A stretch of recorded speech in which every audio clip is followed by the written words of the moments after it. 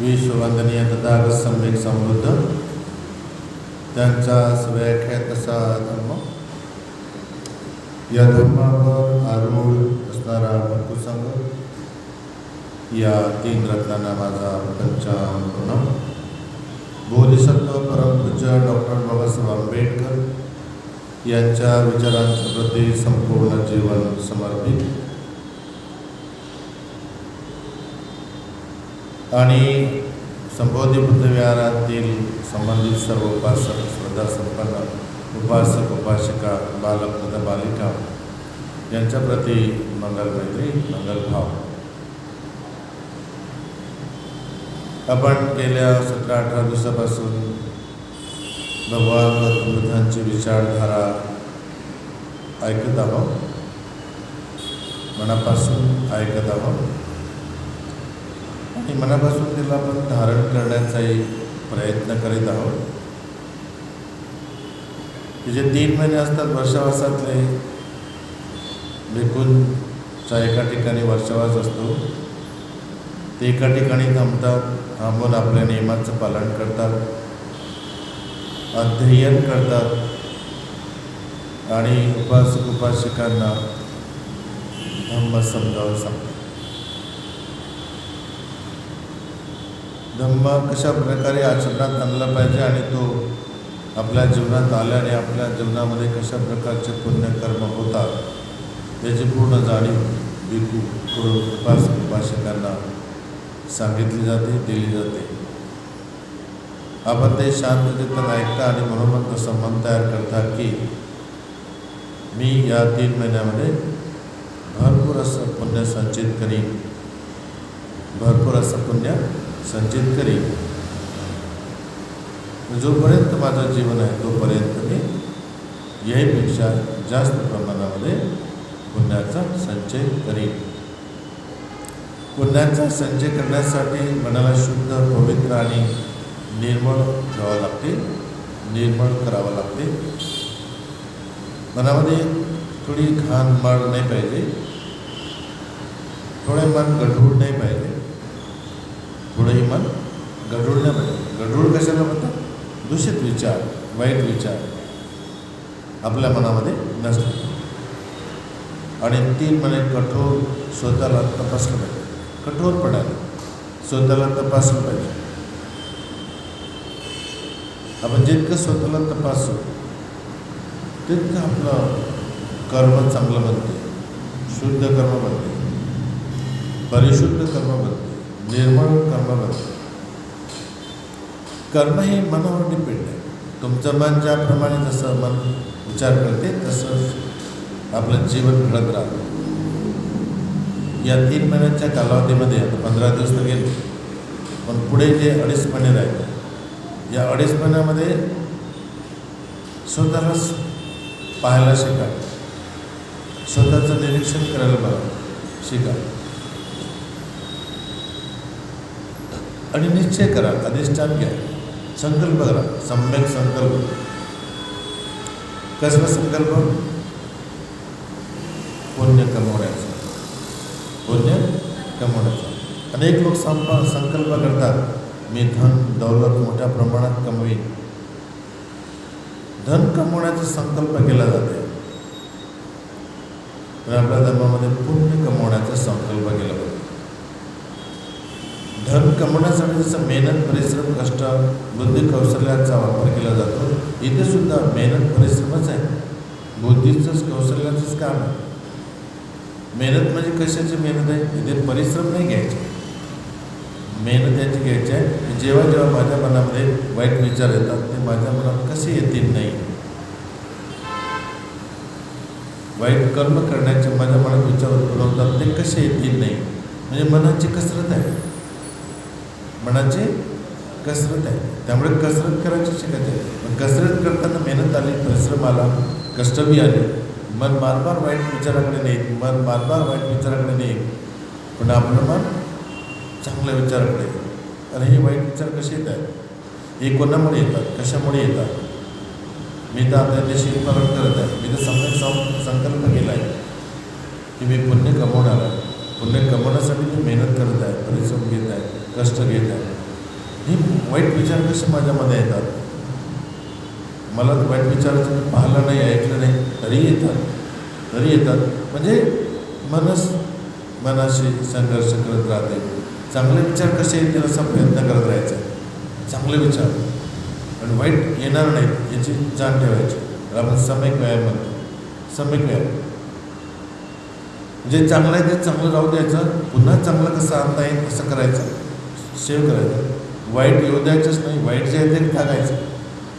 वाईट विचार येतात ते येऊ द्यायचे नाही. आतापर्यंत जे येत होते ते काढून टाकायचे. पुन्हा वाईट येऊ द्यायचे नाही. म्हणजे एकूण 4 विचार आपल्या मनात येतात अशा वेळेला आपण जेव्हा काम करतो तेव्हा, की चांगले विचार जे आहेत ते तसेच ठेवायचे आणि ह्याच्यामध्ये आणखी चांगल्या विचारांची कशी भर पडेल असा प्रयत्न करायचा. वाईट जे विचार असतील ते काढून टाकायचे. पुन्हा हे येणार नाहीत असा प्रयत्न करायचा. म्हणजे इथे 4 प्रकारचे मनाचे स्वभाव. एक स्वभाव कोणता? जे चांगलं आहे ते ठीक चांगलंच आहे, पण याच्यापेक्षा आणखी चांगलं कसं आणता येईल मनामध्ये असा प्रयत्न. म्हणजे हे 2. वाईट जे आहे ते काढून टाका. पुन्हा वाईट मनामध्ये येणार नाही असा प्रयत्न करा. म्हणजे दरवाजे बंद. पुन्हा वाईट येण्याचे दरवाजे बंद, पण चांगलं येण्याचे दरवाजे खुले. बस माझ्याकडे हा गुण नाही आहे, हा गुण मी आला पाहिजे. मी सदाचाराचं जीवन जगते, मी सदाचाराचं पण जीवन जगलं पाहिजे. बरं सदाचाराचं जीवन जगत असताना माझ्यात काही चूक होते का? माझ्यात काही खोट आहे का? माझी काही गलती होत आहे का? हे तपासायचं. मग आपोआपच चांगले विचार आपल्या मनात येत राहतील. जे चांगले आहेत राहतीलच, पण आणखी चांगले कसे आणायचे, आणखी चांगले कसे आणले पाहिजे असा प्रयत्न. जे वाईट आपल्या मनात पहिल्यापासूनचं आहे ते बिलकुल काढून टाका. आणि पुन्हा वाईट येणार नाही असा प्रयत्न. एकूण 4 व्यायाम त्याला सम्यक व्यायाम असं. आपण या 3 महिन्यामध्ये, आता पुढे 2.5 महिनेच राहिले, या 2.5 महिन्यामध्ये हाच मनाचा व्यायाम करायचा. चांगलं आहे ते ठेवायचं आणि चांगलं कसं आणता येईल तसा प्रयत्न करायचा. वाईट आहे ते काढायचं. पुन्हा वाईट कसं येणार नाही असा प्रयत्न. पुन्हा आलंच नाही, दरवाजे बंद. वाईट विचार येण्याचे दरवाजे बंद. आता हे येतील केव्हा? आपण समाजात राहतो. समाजामध्ये राहत असताना कोणी ना कोणीतरी आपल्याला वाईट दिसते. वाईट स्वभावाचे लोक दिसतात. वाद घालताना दिसतात, भांडण करताना दिसतात, झगडे करताना दिसतात. पण तेव्हा आपल्याला म्हणतो अरे वर्षा दिवस आहेत, हे लोकांना समजत नाही, हे कसे वागून राहिले असं येते मनात नाव. पण आपण त्यांचा विचार नाही करायचा. बस मी काय करत आहोत तेच करायचं. जितकं तुम्ही स्वतःला पाहत राहाल तितकं तुम्ही आपण स्वतःमध्ये आतमधून सुधारत राहाल. आणि आतमधून सुधारण्यासाठी फक्त 5 तत्वच आहे. 5 तत्व. जे आपलं मन अगोदर घाण झालेलं आहे, गढूळ झालेलं आहे, त्या गढूळपणाला स्वच्छ करण्यासाठी कशाचा वापर करायचा आहे? जसं की तुमच्या घरी गढूळ पाणी आलं, त्या गढूळ पाण्याला स्वच्छ करण्यासाठी कशाचा वापर केला जातो? तुरटीचा. कशाचा? तुरटी टाकली की ती पाणी स्वच्छ होते. पूर्ण घाण खाली बसते. पूर्ण घाण बाहेर जाणार नाही, पण खाली तर बसते. वरवर तरी स्वच्छ पाणी राहते, बरोबर की नाही? वरवर स्वच्छपणे राहते, खाली घाण बसते. आता हे बाह्य दृष्टिकोनातून आपल्याला दिसते की पाण्याला स्वच्छ केलं जाते. तुरटीच्या साह्याने पाणी स्वच्छ केल्या जाते. मग मन पण गढूळ आहे. मनामध्ये पण घाण आहे. मनामध्ये बी घाण आहे. मग मनाला कसं स्वच्छ करणार? आता मनात कोणती त्रुटी टाकणार? मनामध्ये तुरटी जी आहे ती आहे पंचशील. मनामध्ये जे त्रुटी म्हणतो आपण बाह्य दृष्टिकोनातून स्वच्छ पाणी करण्यासाठी त्रुटी आहे, पण आपलं अंतर्मन गढूळ आहे. आपलं मन पूर्णपणे गढूळ आहे, घाण आहे, चिखल आहे त्याच्यात. त्याला साफ करायचं आहे. तर कोणती त्रुटी राहील? पंचशील. आता राहिलेले 2.5 महिने आम्हाला वारंवार पंचशिलेचा विचार करायचा, वारंवार पंचशिलेचा विचार करायचा. आणि पंचशिलेचा विचार करता करता त्याच्या विरुद्ध माझ्याकडून आचरण होणार नाही असा जाणीवपूर्वक प्रयत्न करायचा. जर वाईट विचार आलेच तर ते मनातून कसे बाहेर काढायचे, छानदेशी काढून द्यायचे. हत्येच्या विचाराला छानदेशी म्हणून, चोरीच्या विचाराला पटकन मनातून काढून टाकायचं. व्यभिचाराच्या विषयाला कामासना उत्पन्न झाली, पटकन मनातून काढून टाकायचं. खोटं बोलण्याचा राग आला, खोटं बोलतात अनेक लोक, तो मनामध्ये आला, बिलकुल मनातून काढून टाकायचं. नशेपतीचा आला, बिलकुल मनातून काढून टाकायचं. म्हणजे त्याला स्थारा नाही द्यायचं, स्थिर नाही देत, जागा नाही द्यायची त्याला, म्हणजे घर नाही देत त्याला. घर दिलं तर तो घर बनवते, घर दिलं की घर बनवतो. मग हत्येच्या विचाराला घर दिलं तर हत्या करते, चोरीच्या विचाराला घर दिलं तर चोरी होती, व्यभिचाराच्या विचाराला घर दिलं तर ते व्यभिचार करते, खोटं बोलण्याला चुकल्या म्हणायला घर दिलं ते घर बनवते, दारू नशा प्रकार करण्यासाठी आपण त्याला घर दिलं ते घर बनवते. मग ते आपल्या मनातून जाते नाही, मग त्याने घर बनवलं. आता ज्याने घर बनवलं ते लवकर जात नाही, लय प्रयत्न करणार जाण्यासाठी. मग त्यालाच मेहनत आहे, परिश्रम आहे, कष्ट आहे, बरोबर आहे की नाही. मनाचा व्यायाम आहे, मनाची कसरत आहे, मनाचा व्यायाम आहे. तो हाच व्यायाम करायचा आपल्याला या पुढच्या दिवसात जे राहिले आपल्याला 2.5 महिने राहिले, तेवढ्या 2.5 महिन्यामध्ये आम्हाला हेच करायचं. बिलकुल चालता बोलता बसता उठता रस्त्याने जाता जाता इकडे तिकडे आवरल्या मावरल्यासारखं नाही पाहिजे. सीधा खाल माणी घालचं, पुढे जायचं, नाही इकडे बघायचं नाही इकडे बघायचं, बिलकुल फक्त रस्ताच पाहायचा, फक्त रस्ता पाहायचा. रस्त्यात जर काही दगडधोंडे आले तर पूर्णपणे पाय ठेवायचे. म्हणजे आपण कोणाला पाहून राहिलो, बस स्वतःला पाहायला शिक. जितकं तुम्ही स्वतःला पाहाल तितकं तुमचं ते कुशल कर्म बनेल, तितकं तुमचं ते कुशल कर्म बनेल, तितकं तुमचं ते पुण्यकर्म बनेल. आणि मग आपल्या चित्ताला आपण सरळ करू. हे चित्र मन, मनाला आपण सरळ करू. मन भागेल, पळेल इकडे तिकडे दे, पण त्याला पळू द्यायचं. मन इकडच्या तिकडच्या विचाराने आणि पण येऊ द्यायचं. तू थांब, तू आता यायचं नाही, तुला आता येण्यासाठी दरवाजे बंद, तुला आता येण्यासाठी दरवाजे बंद. बिलकुल असं स्वतःशीच म्हणायचं आहे, स्वतःशीच म्हणायचं आहे. जितकं तुम्ही स्वतःशी म्हणाल ते पाचचे तत्व आपल्या जीवनामध्ये जसेच्या तसे ते आचरणात येतील. 100% बिलकुल येतील. भगवान बुद्धांनी आर्यपुरुषाबद्दल उपदेश सांगितले की एखादा व्यक्ती 100 वर्ष यज्ञ करते आणि 100 वर्ष यज्ञाचं जे पुण्य बनते त्या व्यक्तीच्या जीवनातलं, त्या पुण्याची बरोबरी तुमचं 1 दिवसाचं उपवासाचं पालन पुण्याची बरोबरी करते. इतकं महान आहे. म्हणजे त्याच्या 100 वर्षाची बरोबरी तुमचं 1 दिवस. 100 वर्ष किती आणि तुमचा 1 दिवस. बुद्ध खोटं नाही सांगत, बुद्ध तुम्हाला खोटं सांगत नाही, बुद्ध तुम्हाला खरंच सांगतो. कारण याच्यामध्ये काय आहे, 1 दिवसामध्ये काय आहे. कारण तो यज्ञ आहे, त्याच्यामध्ये लाकडं जाळले जातात, काही प्राणीची हत्या केली जाते, जीवहिंसा होते, खूप साऱ्या गोष्टी तिथे अकुशल कर्म होतात समजा त्याच्यामध्ये. पण हे बुद्धाचं उपनिषदाचं काय गोष्ट आहे, इथे प्राणीमात्रावर मैत्री केली जाते, प्राणीमात्रावर मैत्री केली जाते, मनुष्य मात्रावर मैत्री केली जाते. एक मनुष्य नाही, हजारो लाखो करोडो या पृथ्वीवर जेवढे मनुष्य जन्माला आले असतील त्या सर्व प्राणीमात्रांच्या प्रती, मानवाच्या प्रती मैत्री केली जाते. ते 2 पायाचे, 4 पायाचे, अनेक पायाचे, बिना पायाचे, दिसणारे न दिसणारे, जवळचे लांबचे, सूक्ष्म अतिसूक्ष्म सर्वांच्या प्रती मैत्री केली जाते. मग मला सांगा, सगळ्यांच्या प्रती तुम्ही करुणा उत्पन्न करता, सगळ्यांच्या प्रती तुम्ही दया उत्पन्न करता, मैत्री उत्पन्न करता, हे तुमचं काय असणार आहे, पुण्य. कारण दुसऱ्यांचं सुख चाहतात, दुसऱ्यांचं काय चाहतात, सुख, की सुखी झाले पाहिजे, सगळे प्राणी सुखी राहिले पाहिजे. आपण म्हणतो ना, सभ्य सत्ता सुखी होंतु, बरोबर की नाही. सभ्य मनुष्य सुखी होतू, मनुष्य म्हणजे मनुष्य, आपण सगळे मनुष्य. अशा प्रकारचे आपण हे पुण्यकर्म करतो, इतरांची काळजी वाहतो, हे सगळ्यात मोठं पुण्यकर्म आहे. या कालावधीमध्ये आम्हाला ह्याच गोष्टी शिकायच्या. सर्व प्राणीमात्राच्या प्रती मैत्रीभाव, दयाभाव ठेवला. मानवाच्या प्रती मानव, मानवी 2 शब्द आले.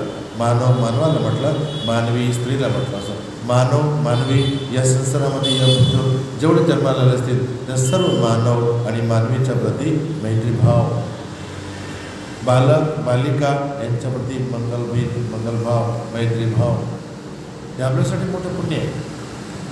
बिलकुल पुण्य. हे आम्ही शिकलो पाहिजे मंगलभाव करण्यासाठी.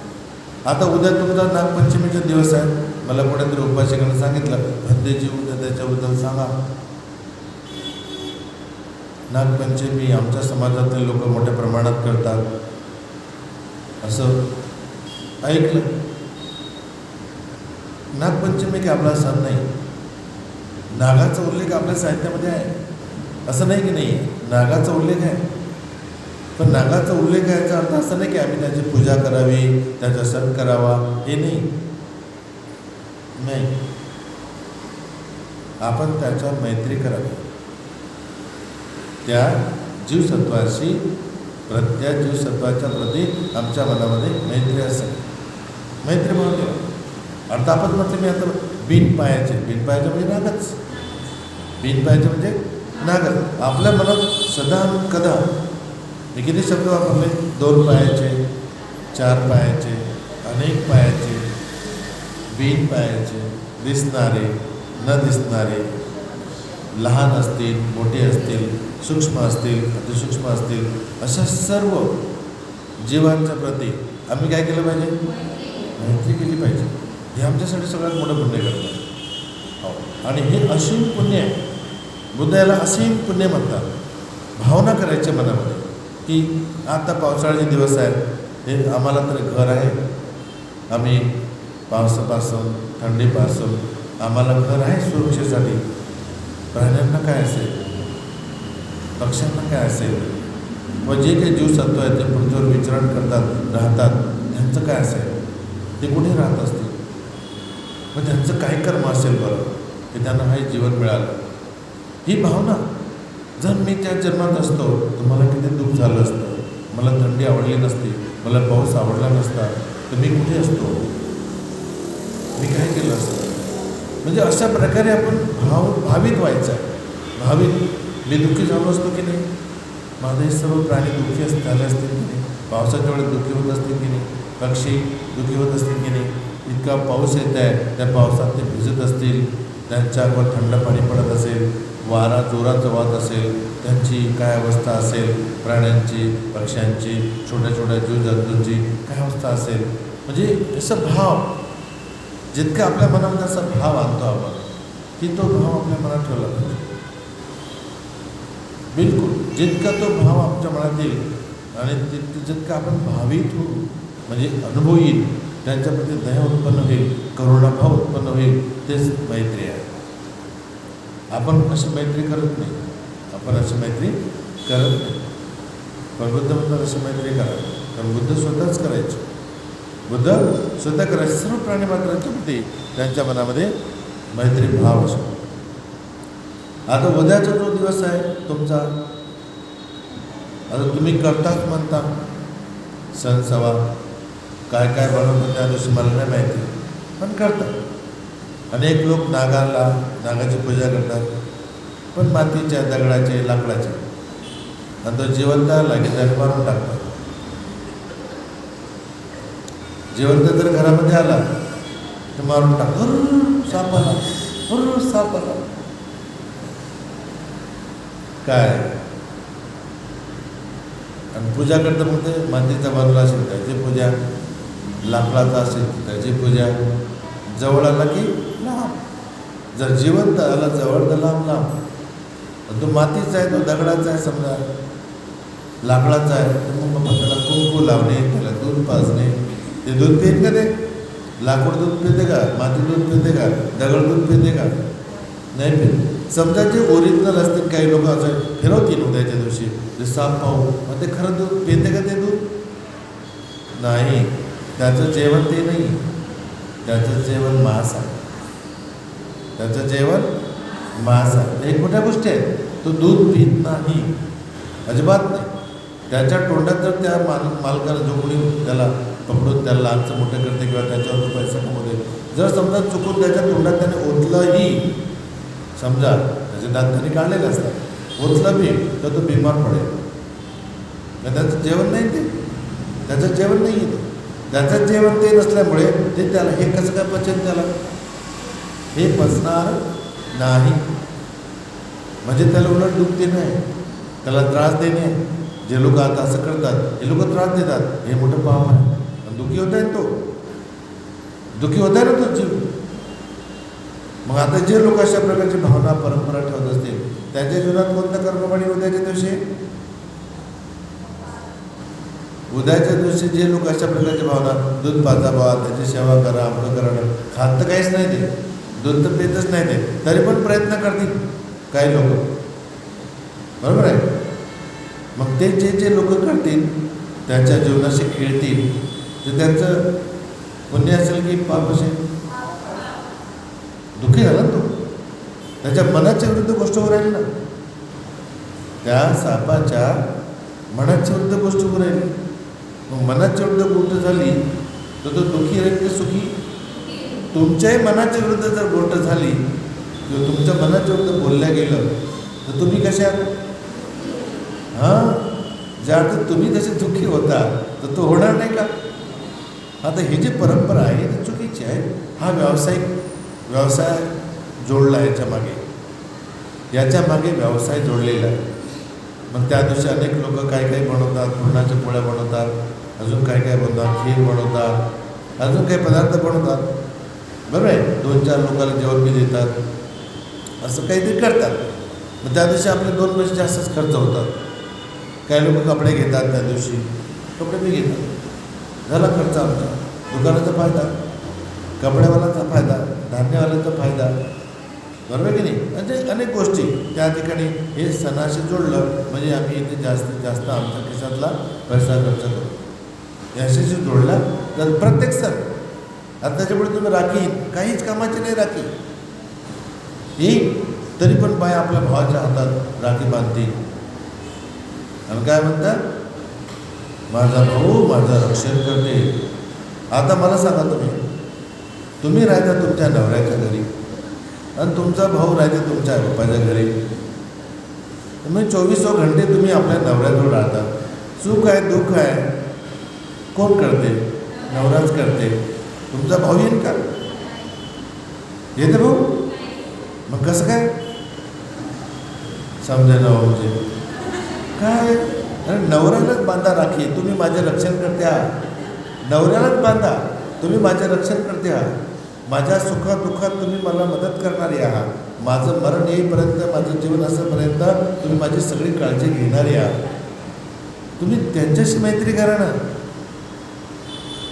माझ्या संकट काळामध्ये माझ्या नवराच माझ्या कामी येईल, माझं भाऊ माझ्या कामी येणार नाही, ही भावना ठेवा ना तुम्ही. लोक येड्यासारखे वागायला लागले, तुम्ही येड्यासारखे. सगळे येडे, सगळे पागल, सगळे दुसऱ्याचं पण पागल लोक आहेत. पागलला लोकांचा जमाना म्हणजे लक्षात घ्यायचं, म्हणजे लक्षात येत आहे का? म्हणजे ही गोष्टी आपण साधा विचार करायला पाहिजे. स्त्रियांनी समजा सगळ्यांना भाऊ आहे, मान्य आहे, पण राहता कुठे जीवनभर कुठे? तुम्ही आपल्या पतीच्या घरी राहता ना. मग पतीच आहे, सुख आहे दुःख आहे, पतीच पाहणार आहे. मुलं पाहतील तुमचे, पती पाहिजे, मुलं पाहतील किंवा तुमच्या घरातले ज्येष्ठ लोक आहेत ते तुमची काळजी घेतील. तुम्ही त्याला सासू सासरे म्हणा, डेट चेट म्हणा, काय म्हणतात ते शब्द वापरता तुम्ही ते म्हणा. आपण जीवनभर ज्यांच्या सान्निध्यात राहतो ते आपली काळजी घेतील ना, बरोबर की नाही? मग तेच आपलं रक्षण करतील ना. भाऊ कुठे आला इथे? भाऊ बहीण कुठे आली इथे? म्हणजे आम्ही सगळं चुकीच्या रस्त्याने चाललो आणि त्याला मोठी मान्यता देऊ लागलो. गलत आहे, हे गलत आहे. माझ्या दृष्टीने गलत आहे, तुमच्या दृष्टीने मला माहीत नाही. तुमच्या दृष्टीनं ते बरोबर आहे की चूक आहे ते तुम्हाला माहिती आहे, पण माझ्या दृष्टीने ते चूक आहे असं मला वाटते. राखी बांधते स्त्री, हे भावाच्या हातातनं बांधतात तिने कोणाच्या हातात? नवऱ्याच्या हातात, पोराच्या हातात मला, कारण 24 घंटे ते आपल्यासोबत राहतात. आपल्या जीवनाच्यापर्यंत पती आणि मुलगा आपल्यासोबत राहतो. लक्षात आलं? तर ह्या गोष्टी आपल्याला विचारपूर्वक, लोक सांगतात म्हणून ऐकायचं नाही, लोक करतात म्हणून आपण करायचं नाही. कारण आपल्या सत्संग विवेक बुद्धीचा आम्ही विचार केला पाहिजे की हे योग्य आहे की अयोग्य. तुमच्यामध्ये हीच आकलन शक्ती नसेल तर मग तुम्ही जसे ते लोक करतात तसं तुम्ही पण करा. तर हे गलत आहे. गलत परंपरा आपण अज्ञानात असल्यामुळे ते परंपरा निर्माण झाल्या आणि तुम्ही त्याला परंपरा मानून बसले आणि त्या परंपरेसाठी पाहिजे ते पैसे खर्च करून आले, वेळ खर्च करून आले, लोकांचा वेळ खर्च करून आले आणि त्याच्यातून फायदा काहीच नाही. फायदा काहीच नाही. हे शिकायचं आपण, हे शिकायचं बरं की नाही. बुद्धाच्या धर्मामध्ये मुचलिंद नागाचा उल्लेख आलेला आहे. मुचलिंद नाग. आता या नागाचं काय काम आहे? त्याने बुद्धाला खूप मदत केली आहे. त्या नागाने भगवान बुद्धाला खूप मदत केली आहे. थंडी, वारा, पाऊस त्याच्यापासून संरक्षण केले आणि ते त्यांना संबोधी प्राप्त होण्याच्या वेळेलाच जोराचा पाऊस आला, जोराची हवा आली, थंडी हवा सुटली आणि मग तिथे सिद्धार्थ गौतम संबोधीच्या अनुभवात असताना, संबोधी प्राप्त करताना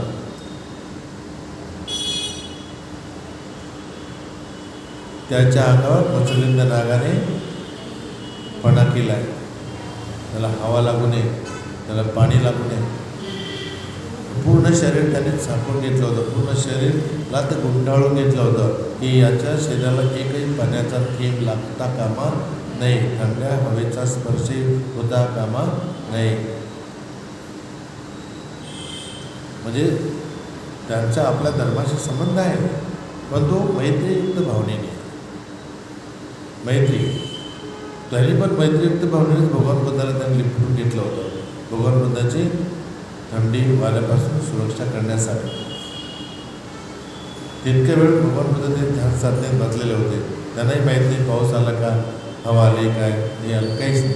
ते बिलकुल समाधीत होते. आणि मग या मुस्लिम नागाला माहीत पडते की अरे हे भगवान बुद्ध आपल्या समाधीत आहे आणि त्यांची समाधी भंग होऊ नये. जर पाऊस पडला त्यांच्या अंगावर, थंडी आली, वारा आला, पाऊस जोराचा धोधो त्यांच्या अंगावर पडला तर त्यांची समाधी भंग होईल आणि ते ज्यांचा शोध घेत आहे तो शोध राहून दे.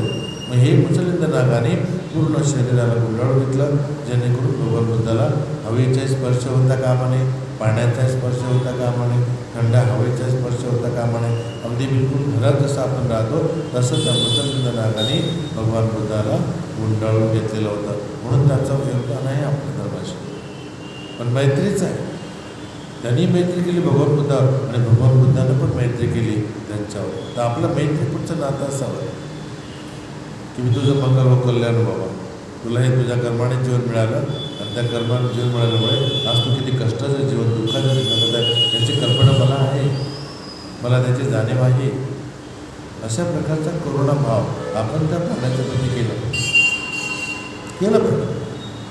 त्याची कथा थोडक्यात समजून घेऊया. मुचलिंद नागाची. मुचलिंद नागराज कोण होते? बुद्धाच्या बोधिप्राप्तीनंतरच्या काळातील प्रसिद्ध प्रसंग मुचलिंद सुत्त म्हणून आता आपल्याकडे आलेला आहे भगवान बुद्धाच्या धर्मामध्ये. मुचलिंद सुत्तामध्ये ते येते. बुद्ध राजायतन वृक्षाजवळ, राजायतन वृक्षाचं झाड आहे, ध्यानमग्न असताना अचानक पाऊस, थंडी आणि वारा सुरू झाला. भगवान बुद्ध त्या वृक्षाजवळ बसलेले होते, ध्यान करत बसलेले होते. जेव्हा तिथे ते बसले राजायतन वृक्षाजवळ, तर अचानक पाऊस आला. अचानक पाऊस आला, थंडी हवा आणि जोराचा वारा सुरू झाला. त्यावेळी मुचलिंद नागराजाने बुद्धाचे संरक्षण केले. मुचलिंद नागराजाने बुद्धाचे संरक्षण केले अशी कथा आहे. मग त्या ठिकाणी जेव्हा रक्षण करण्याचं केलं आहे तर ते पाली भाषेमध्ये रक्षणासाठी म्हणतात अतकु मुचलिंदो नागराजा. त्याचा अर्थ म्हणजे त्यावेळी मुचलिंद नागराजा होते जे सिद्धार्थ गौतमाला लपेटून बसलेले होते. नागांचे राजा, नागांचे राजा म्हणून नागराजा. मुचलिंदाने आपल्या शरीराने बुद्धांना वेढा घातला आणि आपल्या पण्याने त्यांच्यावर छत्र धरले, अशी परंपरा कथा आहे. आपण बुद्धगयाला जर कधी गेला असाल, भगवान बुद्धाच्या बुद्ध टेम्पलच्या बाजूला तलाव आहे, त्या ठिकाणी मुचलिंद नागाची मूर्ती तयार केलेली आहे. सापाने त्याला गुंडाळलेलं आहे, त्या मूर्तीला असं दाखवलेलं आहे. अट्टकथेच्या परंपरेनुसार बुद्ध त्या ठिकाणी 7 दिवस विमुक्तीचा अभ्यास करत होते. सुखाचा अनुभव, विमुक्ती. कशाची विमुक्ती? विमुक्ती अशाला म्हणतात की मी सर्व वाईट विचारापासून मुक्त झालो पाहिजे, सगळे विकारापासून मुक्त झालो पाहिजे. साधारणतः जे समजेल ते विमुक्ती हा ध्यानाचा विषय आहे. या ध्यानातून आपल्याला शिकता येते, पण तिथपर्यंत आपण जाऊ तेव्हा बरोबर आहे. तर आपण ध्यानाच्या मार्गावर नसल्यामुळे आपल्याला समजणार नाही. पण थोडक्यात आपले विकार, जिवंत राहण्याची आशा, तृष्णा निर्मूळ राहतात, जगायची इच्छा, मरण आवडत नाही, जगायला आवडते, सुख आवडते, दुःख आवडत नाही, हे आपले स्वभाव बनलेले आहे. अट्टकथेच्या परंपरेनुसार बुद्ध त्या ठिकाणी 7 दिवस विमुक्ती सुखाचा अनुभव घेत राहिले. त्या काळात मुसळधार पाऊस पडला होता. मुचलिंद नागराजाने विचार केला की भगवंतांना थंडी, वारा, पाऊस किंवा कोणताही त्रास होऊ नये. मी याच्या अगोदर रिपीट केलं तुम्हाला, ते इथे पुन्हा आलं. म्हणून त्याने बुद्धाचे संरक्षण केलं. पाऊस थांबल्यानंतर मुचलिंदाने आपले नागरूप सोडून मानवी रूप धारण केले आणि बुद्धांना नमस्कार केला.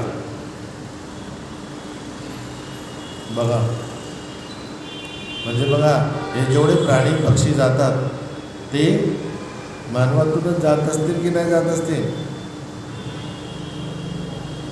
प्राणी, पक्षी, नाग. आता नाग त्यांनी मानवी रूप धारण केलं, बरोबर की नाही? काय रूप धारण केलं? त्यांनी सम्यक संबुद्ध होणाऱ्या व्यक्तीचं काय केलं आहे? रक्षण केलं आहे. सम्यक संबुद्ध बनले, त्या अवस्थेमध्ये सम्यक संबुद्ध बनले. आणि जेव्हा सम्यक संबुद्ध बनणाऱ्या व्यक्तीला तो व्यक्ती इतकं संरक्षण देते, स्वतः तो त्रास, कष्ट, पाऊस, वारा अंगावर तो झेलते, पण बुद्धाला तो स्पर्श होऊ देत नाही. त्याचं किती महान पुण्य झालं, महान पुण्य झालं, बरोबर की नाही? होऊ शकते त्या महान पुण्याच्या बलानं त्यांनी आपलं रूप, मानवी रूप धारण केलं आणि मग बुद्धाला त्यांनी नमस्कार केला. बुद्धाने त्यावेळी एक महत्त्वपूर्ण उदाहरण गाथा म्हटली, त्याला उद्देशून एक गाथा म्हटली. सुखो विवेको तुटुस्स, पाली भाषा. सुखो विवेको तुटुस्स सुत धम्मस पश्यतो, सुत धम्मस पश्यतो अव्यापज्यं सुखं लोके, अव्यापज्यं सुखं लोके पानभूते सुसंयमो. त्या काळची जी मातृभाषा होती त्या मातृभाषेतून त्याला हा उद्देश केला. या गाथेचा अर्थ काय होता मराठीत? एकांतवास सुखकारक आहे. इथे म्हणतं ना सुखो विवोको तुटस्स, म्हणजे त्याने बुद्धाला लपेटून घेतलं आणि तो एकांतात मस्तपैकी ध्यान करू लागला, कसलाच डिस्टर्ब झाला नाही. म्हणून एकांतवास सुखकारक आहे. धम्म ऐकून आणि त्याचे दर्शन करून संतुष्ट असणे सुखकारक आहे. काय म्हणतात? धम्म ऐकून आणि त्यांचे दर्शन करून, दर्शन म्हणजे अनुभूती, दर्शन म्हणजे अनुभूती, शरीराच्या आतमध्ये त्या धर्माचा जो अनुभव येते त्याला दर्शन शब्द म्हटलेला आहे. दर्शन. तर शरीराच्या आतमध्ये जे जे काही सुखद आहे, दुःखद आहे, दुःखद आहे, सुखद आहे, शरीराच्या आतमध्ये जो अनुभव होत आहे त्या अनुभवाला दर्शन म्हटलेलं आहे. काय म्हणतात त्याला? धम्म ऐकून आणि त्यांचे दर्शन करून संतुष्ट असणे सुखकारक आहे. आपण पालेभाषेत अजून एक गाथा म्हणतो धम्मपालन गाथेमध्ये. कोणची गाथा आहे?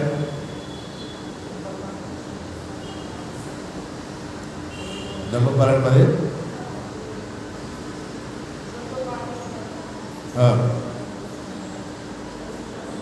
धम्म कायेन पश्यति हा जो शब्द आला तो हाच आहे.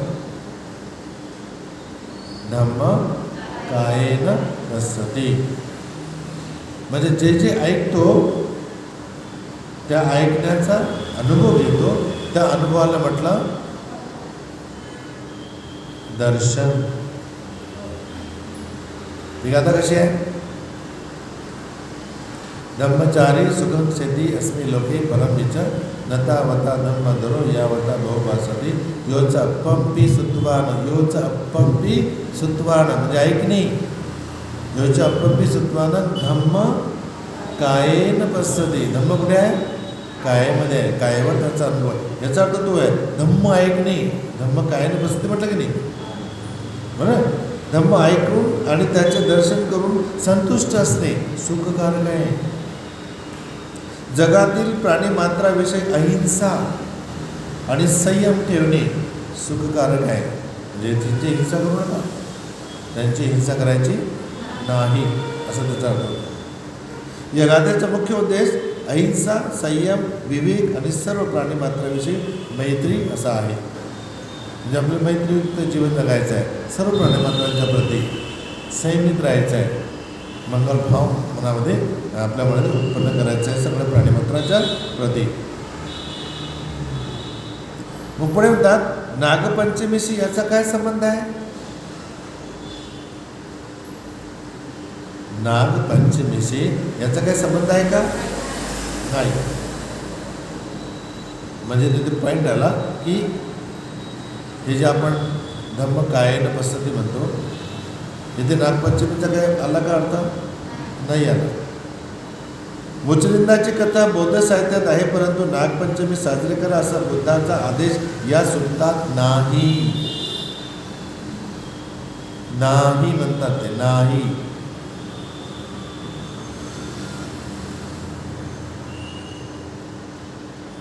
मग आपण नागपंचमी केली पाहिजे का? पण त्यांच्या नावानं पुरणपोळ्या वगैरे करून खातात लोक. मला असं ऐकायला भेटतं की त्या दिवशी चावल वगैरे काही शिजवत नाही. चावल शिजवले की त्याच्या दाताला काहीतरी त्रास होते म्हणतात. त्याला काच त्रास आहे त्यामुळे दाताला तो शिकार करते. उंदीर पकडते, सरडे पकडते, बेडकं पकडते, पक्षी पकडते, पक्ष्याचे पिल्लं खाते, पक्ष्याचे अंडे खाते. कुठल्या कुठे जोडलं, कुठल्या कुठेच जोडलं. याचा काही संबंध नाही. नागाच्या जीवनाची, त्याच्या पूजेशी काही संबंध नाही. नागपंचमी ह्या सणाचा याच्याशी काही संबंध नाही. आता लोक म्हणत असेल तर ते अंधश्रद्धेपायी लोकांचं पाऊल म्हणत असेल आणि त्यांची मानसिक बनले असेल तसे, तो त्यांचा प्रश्न आहे. परंतु बौद्ध धर्मामध्ये इथे आता साहित्य सांगत आहे. बरं तुम्ही पाहता, मग तुमच्या पुढे वाचून सांगत आहे मी.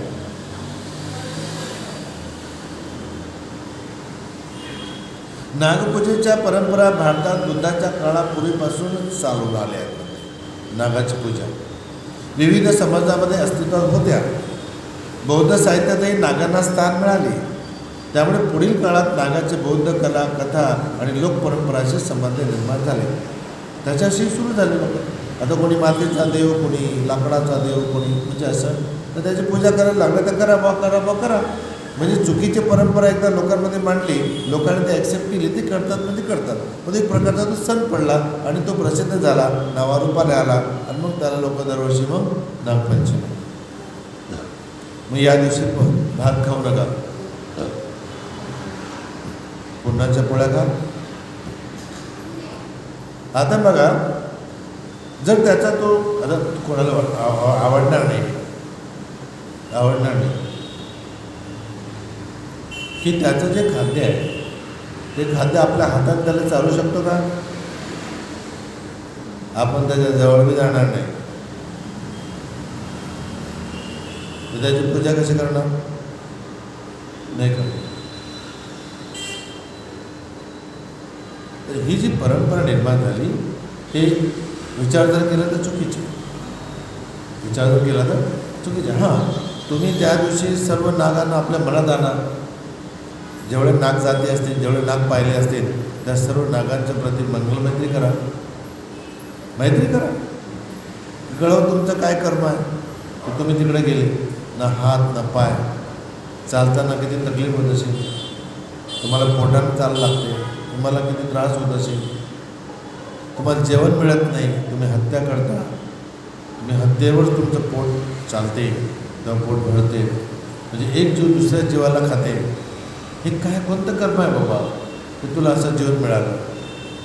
नको, असं जीवन नको, असं जीवन नको. पण आता तुला आपल्या कर्माने हे जीवन मिळालं बाबा, पण तुझ्याबद्दल आम्ही फक्त मंगलमैत्रीच करू शकतो, मंगलमैत्रीच करू शकतो, तुझ्याबद्दल दयाभाव व्यक्त करू शकतो. तू सुखाने जग बाबा, आपल्या कर्माने जग, पण आपण सुखाने जग. बस आपण तेवढी मंगलमैत्री देऊ शकतो त्यांच्यासाठी. बाकी जसं आपण गाई आहेत, म्हशी आहेत, बकरे आहेत, मेंढे आहेत, जसं त्यांना आपण आपल्या हातानं गवत चारा चालतो, तसं चालू शकेल का त्यांना? नाही चालू शकत. कधी केलं तर तो हिंस्त्र प्राणी आहे, विषारी प्राणी आहे, जहरी प्राणी आहे. जर तो चावला तर आम्ही मरूही शकतो. लक्षात आलं? म्हणजे तो माणूस असेल बी कोण्या जन्मात, तो जसं आता जहर टाकते दुसऱ्याच्या अंगात चावल्यावर, त्याची जर कथा पाहिली तर तो जर मानवा जीवनातून आला असेल तर तो माणूस बी किती जहरी असेल, किती वाईट असेल, किती हत्यारा असेल. जर विचार केला तर त्याला तेच पाहिजे ना, हत्याच पाहिजे त्याला. तो बेडकाची हत्या करते, उंदराची हत्या करते, सरड्याची हत्या करते. जे जे जीव आहेत त्या जीवच खातो, तो जीवावरच तो जगतो. जीवच जीवाचं भोजन, जीवच जीवाचे न्याहारी. बघा काय ते कर्म आहे, किती वाईट. बरोबर. तर तुम्ही आपल्याला आपल्या मनामध्ये फक्त त्यांच्याप्रती मैत्री भावाना मंगलमैत्री करा की बाबा तुझं जे कर्म, तुझं कर्म तू गेला तिकडे तर ठीक आहे. तू प्रत्येकजण ज्या ज्या जन्मात जातात त्या त्या जन्मात ते खुश असतात, असं काही नाही, सगळे आनंदी असतात. आणि दुःख जसं आता मानवी जीवनात बी आपल्या वाट्यावर येते तसं त्यांच्याही वाट्यावर येते.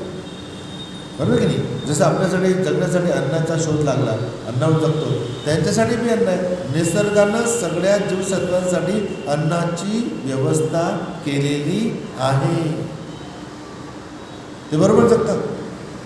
प्राणी जगतात, पक्षी जगतात, छोटे मोठे जीव जगत आहेत, तेही जगतात. ते बी 2 पायाचे, 4 पायाचे, बिना पायाचे, अनेक पायाचे, तेही जगतात. जगत नाही का? बरोबर की नाही? आता आपण शुद्ध लोक, ज्ञानी लोक, आपल्यामध्ये सत्सविवेक बुद्धी आहे, तर आपण अन्न धान्याचा उपयोग करतो. समजा आपण जर त्या जेवणात असतो तर उपाशी राहिलो असतो का? जसं आपल्याला आपल्या पोटा पाण्याचा प्रश्न सोडण्यासाठी या जेवणासाठी मेहनत, परिश्रम, कष्ट करून पैसे कमवतो, त्याचं आपण धान्य खरेदी करतो, भाजीपाला खरेदी करतो आणि मग ते आमच्या पोटात आम्ही ढकलतो, तेव्हा आम्हाला काय वाटते? आनंद, सुख वाटते. आपल्या जेवणाची व्यवस्था ही केली आहे, पण त्यांच्याही जेवणाची व्यवस्था केली आहे. बरोबर आहे की नाही? प्राण्यांची व्यवस्था केली आहे, ते गवत खातात, गवतावर जगतात, ते त्यांचं जेवण आहे.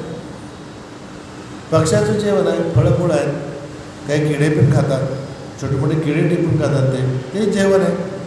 अनेक लोक पक्ष्यांच्या प्रती मैत्री भाव ठेवतात, तर मग त्यांना आपल्या दारासमोर गहू टाकतात, बाजरी टाकतात, त्यांना खाऊ घालतात, तांदूळ टाकतात, बारीकवाले तांदूळ टाकतात, म्हणजे मीच टाकतो, मी बाजरी टाकतो, बारीकवाले ते आहेत ना कणे तांदूळ, ते आणतो आणि माझ्या दारात टाकतो आणि मग खा बापू.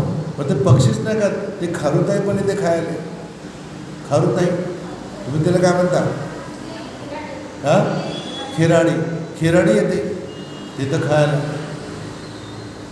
ठीक आहे बाबा, खा, कोणीही खा. बरोबर आहे? अशी मंगलमैत्री करा सगळ्या प्राण्यांच्या मध्ये. आता समजा ते तिथे टाकलं, त्यांचं जे खाद्य आहे तर ते येतीलच खायला.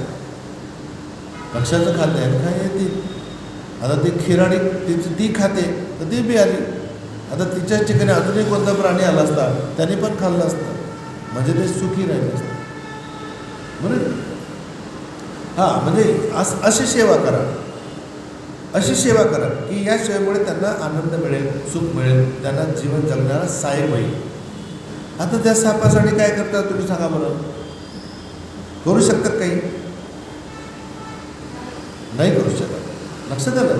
आपल्याला फक्त त्यांच्यामध्ये मैत्री करता येते. कारण तो हिंस्त्र आहे, विषारी आहे, जहरीली आहे. आपण फक्त त्याच्यामध्ये मैत्री करू शकतो. जसं आपण गाय असेल, बैल असेल, म्हशी असतील त्याला आपण चारा चालू शकतो. बकरी असेल त्याला आपण चारा चालू शकतो. कुत्रा असेल, कुत्र्याला आपण जेवण देऊ शकतो. मांजर असेल त्याला आपण दूध या काही भाकर देऊ शकतो.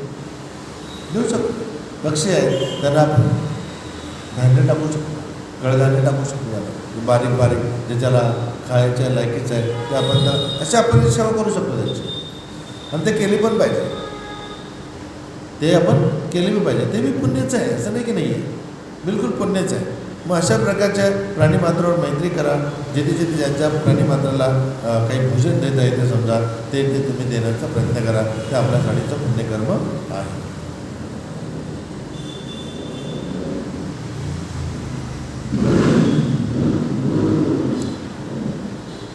या दिवशी भगवान बुद्ध म्हणतात प्राणीमात्रांची दया करा म्हणतात. जर एखादा बौद्ध नागपंचमीकडे धम्मदृष्टीने पाहत असेल, म्हणजे एखादा बौद्ध धम्मदृष्टीने पाहत असेल तर त्याने काय केलं पाहिजे? तर त्याला असा संदेश देण्यात आला, सापांना विनाकारण मारू नका, सर्व प्राणीमात्रावर मैत्री ठेवा. हे वाचण्याच्या आधीच मी सांगितलं झालं. प्राणीमात्रांना त्रास देणे टाळा. तो प्राणी आहे तो, त्याला त्रास देणे टाळा. निसर्गाचे संरक्षण करा. अंधश्रद्धेपेक्षा प्रज्ञा आणि करुणेला महत्त्व द्या. अंधश्रद्धा आहे म्हणजे सापाला दूध पाजणे कशात येते? श्रद्धा की अंधश्रद्धा? अंधश्रद्धा. इथे बुद्ध काय म्हणतात की अंधश्रद्धेपेक्षा प्रज्ञा आणि करुणेला महत्त्व द्या. प्रज्ञा म्हणजे विवेक उत्पन्न करा की काय आहे त्याचं जीवन व्हा, काय आहे त्याचे कर्म, हा विवेक जागवा. आणि त्यांच्याप्रती करुणा करा, मैत्रीभाव ठेवा, दयाभाव ठेवा. कुणी ते अंधश्रद्धेपेक्षा प्रज्ञा आणि करुणेला महत्त्व द्या.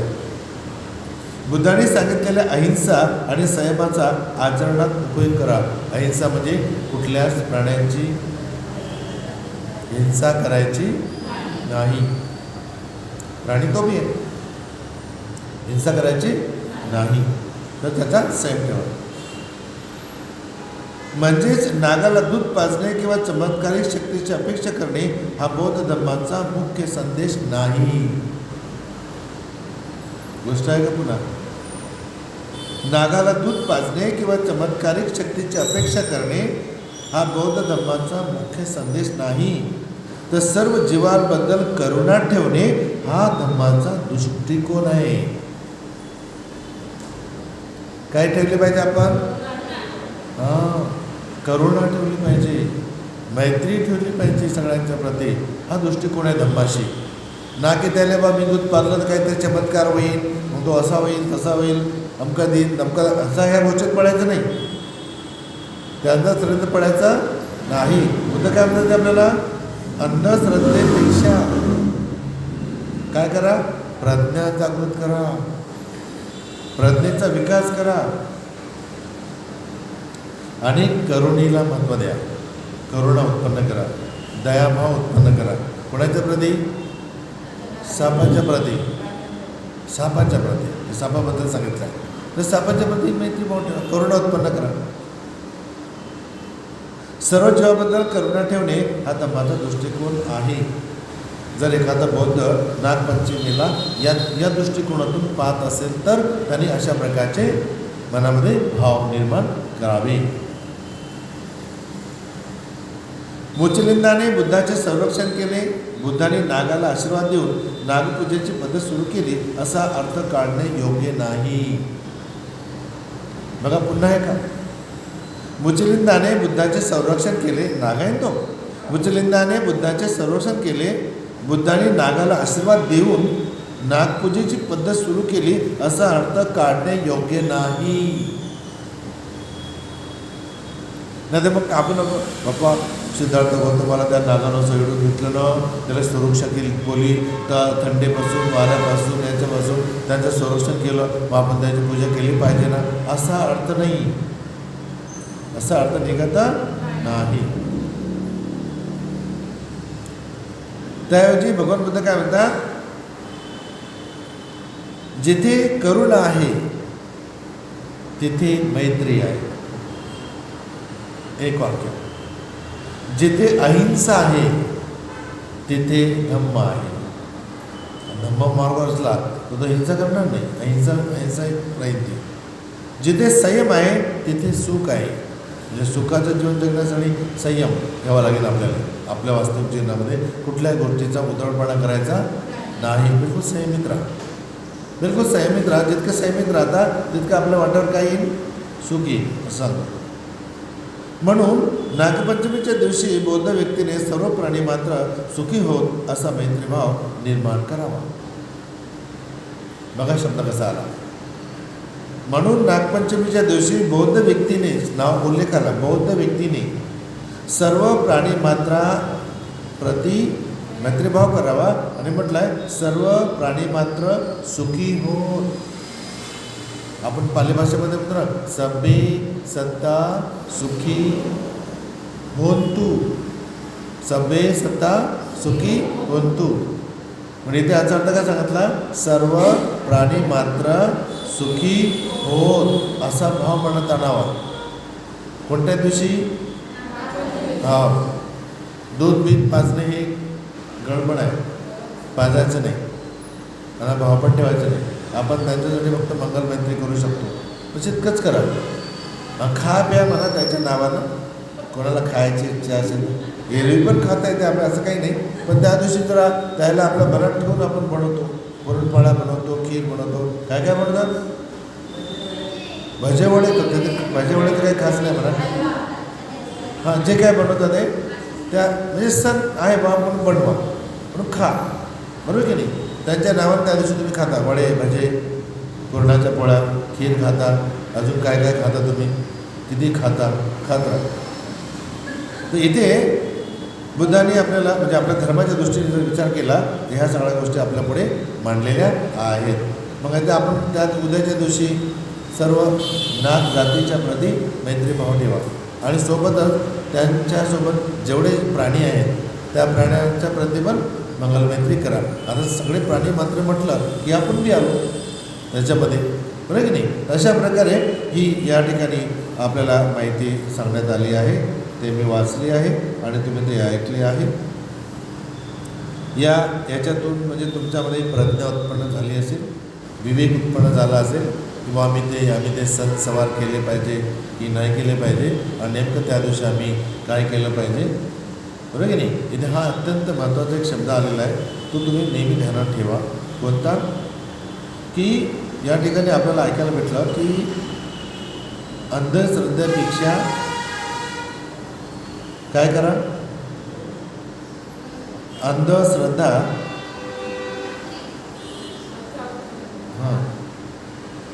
जे अंधश्रद्धातून आपण त्या गोष्टीला मानतो ना, तर ही या अंधश्रद्धेतून पडायचं नाही. प्रज्ञा जागृत करायची आहे, आपला विवेक सत्संग जागृत करायचे आहे आणि सर्व प्राणीमात्रांच्या प्रती करुणा करायची आहे, दयाभाव उत्पन्न ठेवायचा आहे. हे शिकायचं आपल्याला, बाकी काही शिकायचं नाही. आपल्याला फक्त प्रत्येक प्राणी 2 पायाचे 4 पायाचे जे काही प्राणी आहेत, समजा जीवसत्व आहेत, त्या जीवसत्वाच्या प्रती आपल्याला मंगलमैत्री ठेवायची आहे, करुणाभाव ठेवायचा आहे. इतकंच आपल्याला त्या दिवशी आपल्या मनामध्ये उत्पन्न करा. सर्व प्राणीमात्रांच्या प्रती दयाभाव उत्पन्न करा, करुणेचा भाव उत्पन्न ठेवा आणि सगळ्यांच्या प्रती मंगलभावना व्यक्त करा. सगळ्यांचं मंगल हो, सर्वांचं कल्याण हो, सर्वांची स्वस्थमुक्ती हो, सर्वांना दुःखमुक्तीची मार्गाची प्राप्ती हो, निर्वाणाची प्राप्ती हो, निर्वाणाची प्राप्ती हो, निर्वाणाची प्राप्ती हो. सभी नियोर्वजन्तु सर्वरोगो विनाशतो माते भवन्त्वन्तरायो सुखी दीर्घायुको भवतु सर्वमङ्गलं रक्षन्तु सर्वदेवतां सर्वभूतानुभावेन सदा सोति भवन्तु ते. भवतु सर्वमङ्गलं रक्षन्तु सर्वदेवता सर्वधर्मानुभावेन सदा सुखी भवन्तु ते भवतु सर्वमङ्गलं रक्षन्तु सर्वदेवता सर्वसङ्घानुभावेन सदा सुखी भवन्तु ते रुचितं पतितं प्रियं क्षिप्रमेव समीकतु सर्वे पुरेन्तु चित्तसङ्कल्पा छन्दो पन्नरसोयताम् आयु आरोग्य संपत्ति सकल संपत्तिमेव च ततो निर्माण संपत्ति विनाते समीजतु सा